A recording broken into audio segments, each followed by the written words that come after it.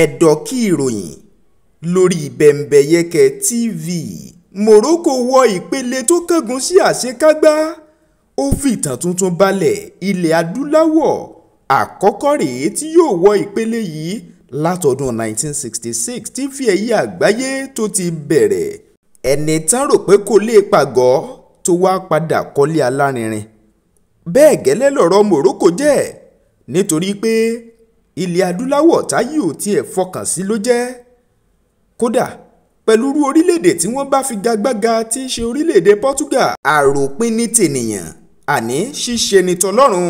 Cristiano Ronaldo ni wọ́n gbé wọlé ní sáà keje ńgbà tí ìfẹsẹ̀wọnsẹ̀ yẹn gbóná gìrìgìrì, lérò wípé yóò tún lè pitú ọwọ́ rẹ̀ gẹ́gẹ́ bí atamátàsí agbábọ́ọ̀lù tí gbogbo àgbáyé mọ̀. Ọ̀fọ̀ ńlá ló ṣe ikọ̀ ẹgbẹ́ agbábọ́ọ̀lù Portugal lónìí nítorí pé wọn ò tiẹ̀ lè rò ó kàn wípé àwọn ò ní lè na Morocco. Ó gbẹnu tán ni lónìí fún kọ̀ náà. Ń ṣe ni Morocco ló ṣàṣeyọrí eléyìí. Wọ́n ti wá padà fìtàn balẹ̀ báyìí gẹ́gẹ́ bí orílẹ̀-èdè ilẹ̀ adúláwọ̀ àkọ́kọ́ tí yóò wọ ìpele tí wọ́n dé yìí. Ìpele ti quarter final ni wọ́n máa dé dúró, ṣùgbọ́n wọ́n ti pegedé sípele semi-final. Ìfẹsẹ̀wọnsẹ̀ náà ló wáyé ní pápá ìṣeré Altumama tó wà ní Qatar. Ìtàn tuntun lélẹ́yìí. Ìgbà àkọ́kọ́ rèé tí Morocco yóò wọ ìpele semi-final. Ọ̀pọ̀ ọmọ orílẹ̀-èdè Morocco nínú wọn dùn àtàwọn ọmọ orílẹ̀-èdè ilẹ̀ adúláwọ̀ nítorí ilẹ̀ adúláwọ̀ kan ṣoṣo tó kù rèé nínú fi ẹ̀yẹ àgbáyé ti eléyìí tó ń wáyé ní Qatar. Ẹkún gbaragada ni Ronaldo bú sí. Ó ṣubú lulẹ̀, ó dorí kodò, ó bẹ̀rẹ̀ sí bú sẹ́kún pé alágbára máa fẹ̀yìn balẹ̀. Ọ̀rọ̀ rèé o. Bẹ́ẹ̀ gẹ́lẹ́ lẹ́gbẹ́ òṣèlú Labour Party ló tún ṣe fojú wòye ife ẹ̀yẹ náà níbi tó parí sí.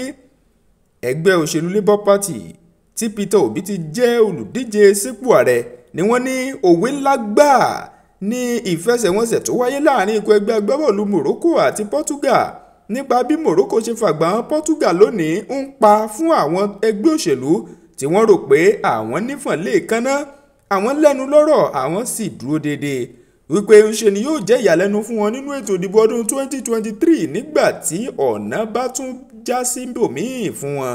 Bembeyeke TV jẹ́ ìkànnì tó ti lè ríròyìn bó ṣe ń lọ wò nígbà gbogbo.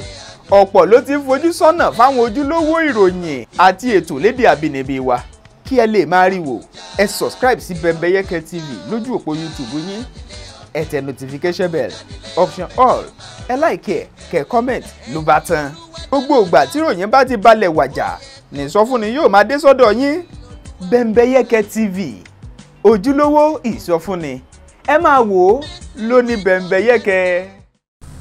Fàánú yanjú Ọlọ́run mi, fàánú yanjú ẹ̀. Nǹkan tẹ́gbẹ́ òṣèlú Labour Party LP tó ń gbìyànjú àti sọ ni wípé irú ẹgbẹ́ òṣèlú tàwọn tí wọ́n ti fojú hàn náà yóò wá yà wọ́n lẹ́nu nígbẹ̀yìn ọ̀rọ̀ pé ìtàn orílẹ̀-èdè Nàìjíríà yóò tún wá ṣe ọ̀nà ọ̀tun nítorí pé ọ̀nà ọ̀tun nǹkan padà yọrí sí bíi ti Portugal àti Morocco padà fàgbà hàn Portugal lónìí.